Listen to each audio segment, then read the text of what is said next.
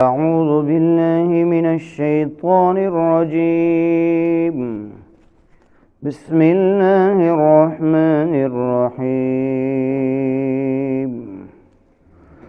قال يا موسى إني اصطفيتك على الناس برسالاتي وبكلامي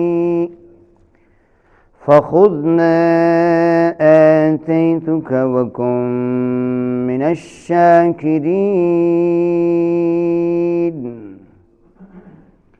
فرمایا اے موسیٰ میں نے تجھے لوگوں سے چن لیا اپنی رسالتوں اور اپنے کلام کے سبب، پس تو لے جو میں نے تجھے عطا فرمایا اور شکر والوں میں سے ہو جا۔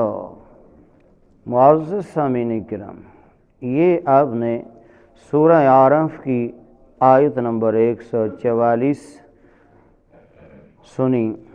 اس میں اللہ تبارک و تعالی اپنے پیارے پیغمبر موسیٰ علیہ السلام کو فرما رہا ہے کہ اے موسیٰ میں نے تجھے تمام انسانوں پر چن لیا، یعنی تو میرا چنیدہ اور خاص بندہ ہے، اور سارے انسانوں پر میں نے تجھے فضیلت عطا فرمائی ہے۔ کس کے سبب؟ اپنی رسالتوں، اپنے پیغامات اور اپنی وحی جو میں بھیجتا ہوں اس کے ساتھ، اور وَبِكَلَامِ اور جو میں نے تیرے ساتھ کوہ طور پہ کلام کیا ہے اس کے سبب، یعنی تمام انسانوں پر فضیلت کی ریزن اللہ تعالیٰ نے بیان کر دی کہ میں نے تیرے ساتھ جب کلام کیا تو تجھے سارے انسانوں پر فضیلت دے دی۔ ویسے بھی نبی عام انسانوں سے بڑھ کر فضیلت والا ہوتا ہے، شان والا ہوتا ہے، لیکن جب اللہ اس سے کلام فرما لے تو اس کی فضیلت اور بڑھ جاتی ہے، کیونکہ اس دور کے اندر اللہ تبارک و تعالیٰ نے جتنے بھی انسان تھے، یہ اس دور کی بات ہو رہی ہے، یہ بات ذہن نشین کر لے، الناس تمام انسانوں پر چن لیا اور فضیلت بخشی، اس سے مراد پوری بنی آدم پر نہیں، پوری اولاد آدم پر نہیں فضیلت، پوری اولاد آدم میں تو میرے آقا بھی آتے ہیں اور بڑے جلیل القدر پیغمبر آتے ہیں، تو ان پر فضیلت نہیں، بلکہ اس دور کے جتنے بھی فضیلت والے لوگ تھے، اعلیٰ ہستیاں تھیں، شخصیات تھیں، ان سب پر اللہ تبارک و تعالیٰ نے حضرت موسیٰ علیہ السلام کو فضیلت عطا فرمائی اپنی کلام کی بدولت۔ اور پھر فرمایا اے موسیٰ جو تجھے میں نے دیا ہے نا اس کو لے لے، اور لے کر اس کے بعد میرا شکر گزار بندہ ہو جا، یعنی میرا شکریہ ادا کر۔ اب موسیٰ علیہ السلام نے کوہ طور پہ ایک دعا کی تھی جو کہ پیچھے آپ سن چکے ہیں اسی سورت کی آیت نمبر 143 میں۔ کیا دعا کی تھی؟ ربی ارنی انظر الیک، کوہ طور پہ دعا کی تھی نا کہ مولا مجھے اپنا آپ دکھا تاکہ میں تیرا دیدار کروں، تو اللہ تبارک و تعالیٰ نے جواب کیا فرمایا؟ لن ترانی، تو ہرگز نہیں دیکھ سکتا۔ اس سے ایک بات ذہن میں آتی ہے کہ اللہ تبارک و تعالیٰ کے پیغمبر نے دعا کی، لیکن اللہ تبارک و تعالیٰ نے وہ دعا قبول نہیں کی۔ دعا قبول تو تب ہوتی نا کہ جو دعا کی تھی کہ مجھے اپنا آپ دکھا، اللہ دکھا دیتا، لن ترانی نہ فرماتا تو دعا قبول ہو جاتی۔ یہی بات سمجھ آ رہی ہے نا؟ لیکن اگلی آیت کے اندر اللہ تبارک و تعالی اس جو دعا کی تھی اس کے حوالہ سے موسیٰ علیہ الصلوۃ والسلام کو بتا رہا ہے کہ موسیٰ تو نے یہ دعا تو کی تھی، لیکن میں تجھے یہ کہتا ہوں جو میں نے تجھے دیا ہے نا بس وہ چپ کر کے لے لے اور میرے شکر گزار بندوں میں سے ہو جا۔ یہاں جو میں بات عرض کرنا چاہتا ہوں دعا کی حوالہ سے، وہ خاص طور پر سنیے۔ یاد رکھیں اللہ تبارک و تعالی سورہ بقرہ میں آیت نمبر 186 فرماتا ہے اجیب دعوت الداعی، اجیب دعوت الداعی اذا دعان۔ جب کوئی دعا کرنے والا دعا کرتا ہے تو میں اس کی دعا کو قبول فرماتا ہوں۔ یہ سورہ بقرہ میں ہے۔ جب بھی کوئی دعا کرتا ہے میں اس کی دعا کو رد نہیں کرتا، میں اس کا رب ہوں، خالق ہوں، مالک ہوں، رحمان ہوں، رحیم ہوں، میں اس کی دعا قبول کرتا ہوں۔ یہ قرآن مجید میں ہے۔ جب کہ ہم حضرت موسیٰ علیہ الصلوۃ والسلام کے بارے میں پڑھ چکے ہیں، انہوں نے دعا کی، اللہ تعالیٰ نے جس طرح دعا کی جو مانگا نہیں قبول کیا، اسی طرح ہمارا بھی مشاہدہ ہے۔ اکثر و بیشتر ہم دعائیں کرتے رہتے ہیں لیکن اس کا رزلٹ نہیں نکلتا۔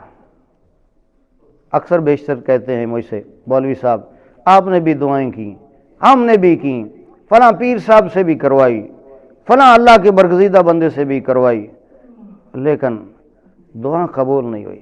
پچھلی رات اٹھ کے بھی میں نے دعائیں کی لیکن اس کا رزلٹ نہیں نکلا۔ فلاں بندہ ہمارا بیمار تھا، اس کے لیے آپ نے بھی دعائیں کی، وہ دنیا سے چلا گیا۔ آپ نے شفا کی دعائیں کی، وہ مر گیا۔ ٹھیک ہے، اس کا الٹ آ جاتا ہے اور رزلٹ جو ہوتا ہے وہ نہیں نکلتا اور دعا بظاہر قبول نہیں ہوتی، جبکہ رب کا فرمان حق ہے، سچ ہے۔ جب کوئی دعا کرنے والا دعا کرتا ہے اللہ فرماتا ہے میں اس کی دعا قبول کرتا ہوں۔ اللہ کا فرمان حق ہے، سچ ہے، لیکن مشاہدہ اس کے برعکس ہے۔ دیکھ ہم اس کے برعکس رہیں، اس کی ریزن کیا ہے؟ علماء محققین نے لکھا ہے، بڑی قابل توجہ بات ہے کہ بھائی دعا قبول ہوتی ہے، دعا قبول ہوتی ہے۔ جب رب نے فرمایا کہ میں دعا قبول کرتا ہوں تو یہ کنسپٹ ہی نکال دے ذہن سے کہ دعا قبول نہیں ہوتی، ہوتی ہے، لیکن اس کی ایک وجوہات ہیں۔ یا تو فوراً جو آپ نے چیز مانگی وہ نہیں ملی، فوراً اس کا رزلٹ نہیں نکلا، ہم گھبرا گئے، اوہو یار میں نے تو فلاں دعا کی تھی لیکن اس کا رزلٹ نہیں نکلا، نہیں فوراً نہیں نکلتا۔ بس اوقات اس میں حکمتیں ہوتی ہیں، دیر سے اس کا رزلٹ نکلتا ہے، دیر سے قبول ہوتی ہے، یا تو فوراً بس اوقات قبول ہو جاتی ہے یا پھر دیر سے قبول ہوتی ہے، یا پھر یہ ہوتا ہے جو ہم نے رب سے مانگا دعا کی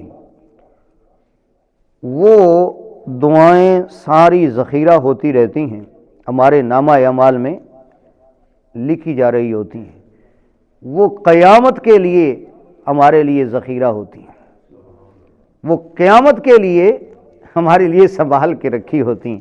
ان کا فائدہ اور رزلٹ جو ہوتا ہے اللہ تعالیٰ قیامت والے دن عطا فرماتا ہے، یعنی قبول کرتا ہے، ان کا رزلٹ ضرور نکلتا ہے، جلدی نکلے، تاخیر سے نکلے، دنیا میں نکلے، اس کا رزلٹ یا پھر آخرت میں ہمارے لیے ذخیرہ کر دیا جائے۔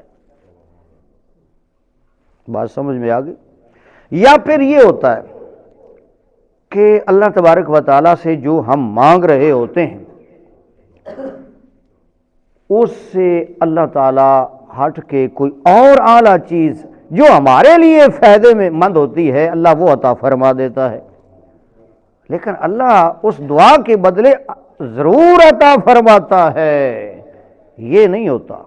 اور علماء نے پھر یہاں یہ بھی لکھا بسا اوقات ایسے ہوتا ہے کہ بندہ دعا کرتا ہے لیکن دعا کے کوئی ادب و آداب نہیں ہوتے، دعا کے بھی مانگنے کے بھی ادب و آداب ہیں نا، رب سے مانگنے کے ادب و آداب ہیں۔ اگر دنیا سے مانگنے کے، کوئی چیز لینے دینے کے ادب و آداب ہیں، تو رب کی بارگاہ سے مانگنے کے بھی ادب و آداب ہیں، وہ ہم ادب و آداب ملوز خاطر نہیں رکھتے، اس کی وجہ سے بھی مسئلہ بنتا ہے دعا کی قبولیت میں۔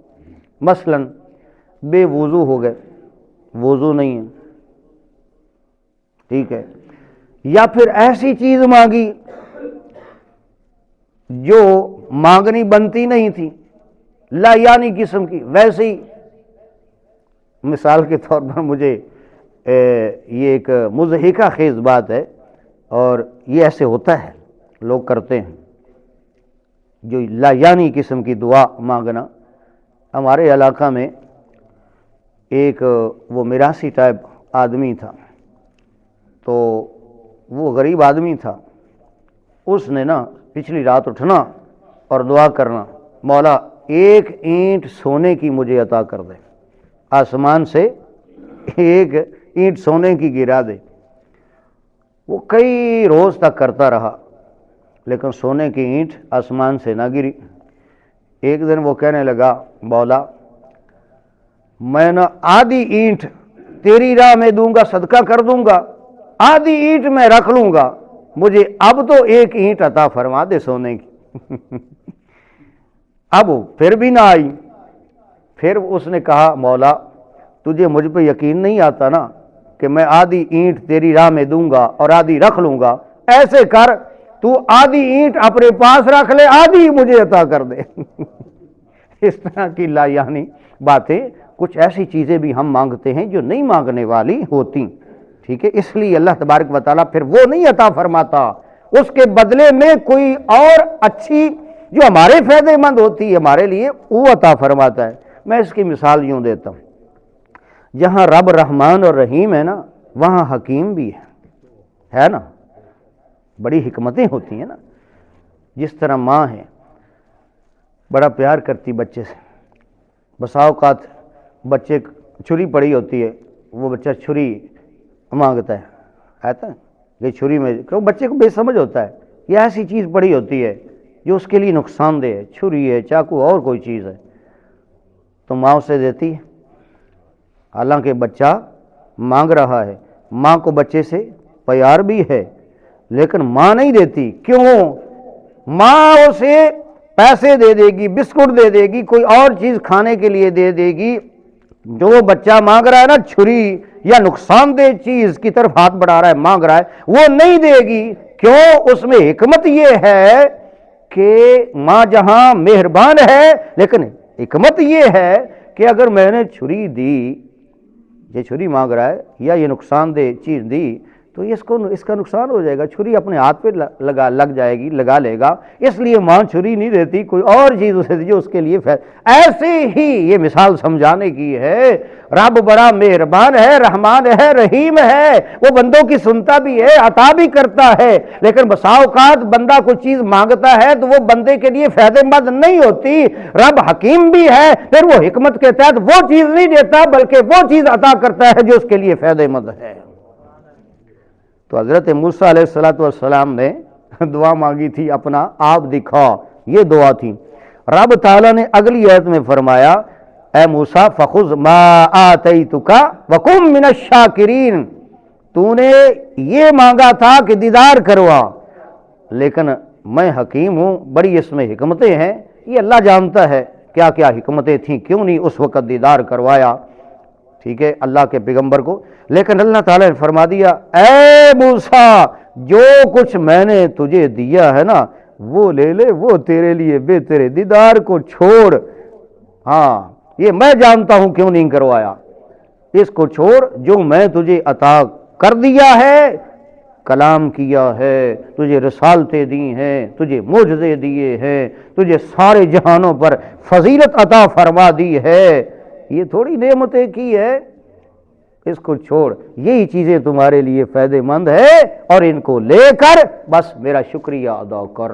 اس سے پتہ یہ چلا کہ بندے کو اللہ تبارک و تعالی جو عطا فرما دے، جو دے دے اپنی حکمت کے تحت، اس کو لے لینا چاہیے، رب کا شکریہ ادا کرنا چاہیے، گلا شکوہ نہیں کرنا چاہیے کہ مولا میں نے تو تجھ سے یہ مانگا تھا تو نے یہ دے دیا یا یہ کر دیا وہ کر دیا۔ نہ گلا شکوہ بندے کا بنتا ہی نہیں، مالک جو دے دے اس پر شکریہ ادا کرے، مالک اور عطا فرمائے گا۔ قرآن مجید میں لَئِن شَكَرْتُمْ لَأَزِيدَنَّكُمْ، اگر تم میرا شکریہ ادا کرو گے تو میں ضرور تمہیں اور عطا کروں گا۔ اللہ تبارک و تعالی ہمیں سمجھ عطا فرمائے۔ تو دعا مانگا کریں تو یکسوئی کے ساتھ، توجہ کے ساتھ، باوضو ہو کر، بندے کا الفاظ بھی بول رہا ہو، دل کی توجہ بھی ہو۔ ہماری بسا اوقات الفاظ ہم بولے مولا یہ دے دے، یہ کر دے، وہ کر دے، ٹھیک ہے، لیکن توجہ ہماری کدھر ہوتی؟ توجہ دل کی نہیں، یکسوئی اور توجہ بھی ہو مالک کی طرف ہونی چاہیے، مانگنا بھی رب سے چاہیے۔ اور مجھے ایک آخر میں ایک حدیث یاد آ گئی، اس کا مفہوم ہے۔ ایک بندہ وہ کر رہا، یا اللہ مجھے بخش دے، حضور کا زمانہ ہے، حدیث پاک، یا اللہ مجھے بخش دے، یا اللہ مجھے بخش دے۔ سرکار نے فرمایا یہ طریقہ نہیں ہے دعا مانگنے کا، یہ ایسے مانگ، سب سے پہلے رب کی تعریف کر، پھر مجھ پر درود پڑھ، اس کے بعد رب سے مانگ، رب عطا فرمائے گا۔ اس لیے ہم پڑھتے ہیں دعا سے پہلے الحمدللہ رب العالمین والصلاۃ والسلام علی رسول الکریم، رب کی تعریف کرو پہلے، پھر سرکار پر درود پڑھو، پھر یکسوئی کے ساتھ رب کی بارگاہ سے مانگو، انشاءاللہ اللہ تعالیٰ عطا فرمائے گا، وہی عطا فرمائے گا یا پھر اس سے بہتر عطا فرمائے گا۔ اللہ ہمیں عمل کی توفیق عطا فرمائے۔ بسم اللہ الرحمن